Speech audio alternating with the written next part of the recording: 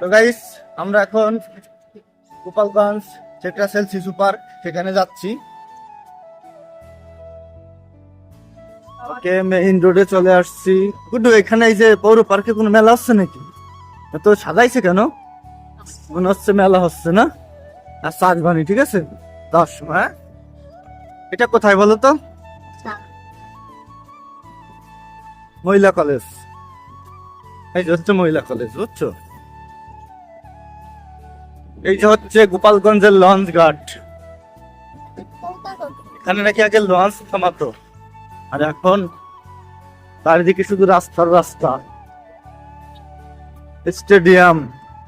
এই বিজয় দিবস উপলক্ষে কোনো হইহুল্লোড় হয় নাকি, তাই যে এখানে বাহিনী রয়েছে আমাদের। এটা হচ্ছে ফুলের মার্কেট। ওকে, পার্কের কাছে চলে আসছি আমরা।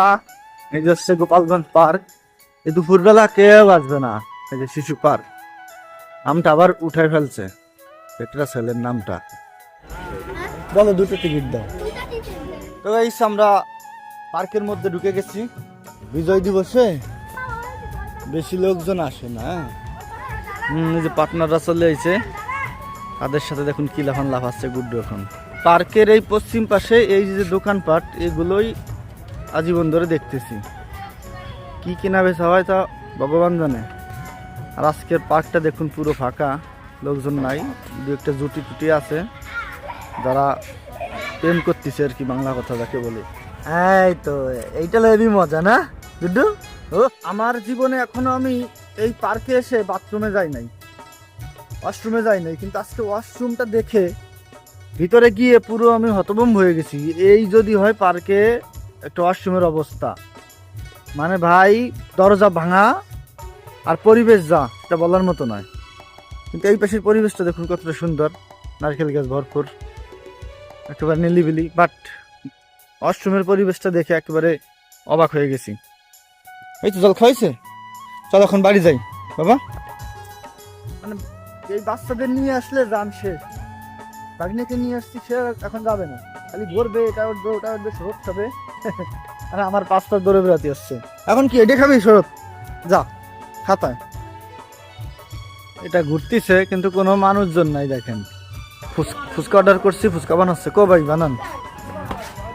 1 প্লেটে কয়টা? 1 প্লেটে মোটে 8 পিস। না এখন খাও বসে। কয় পিস দেখো দি গুড্ডু? 8 পিস। দেখুন 8 পিস ফুচকার দাম 60 টাকা, মাঝে একটু টক দিছে। এই হচ্ছে 60 টাকার ফুচকা, যার খরচ গেছে সর্বোচ্চ গেলে 15 টাকা। লাভের একটা লিমিট থাকে রে ভাই। খাও, কেমন মজা।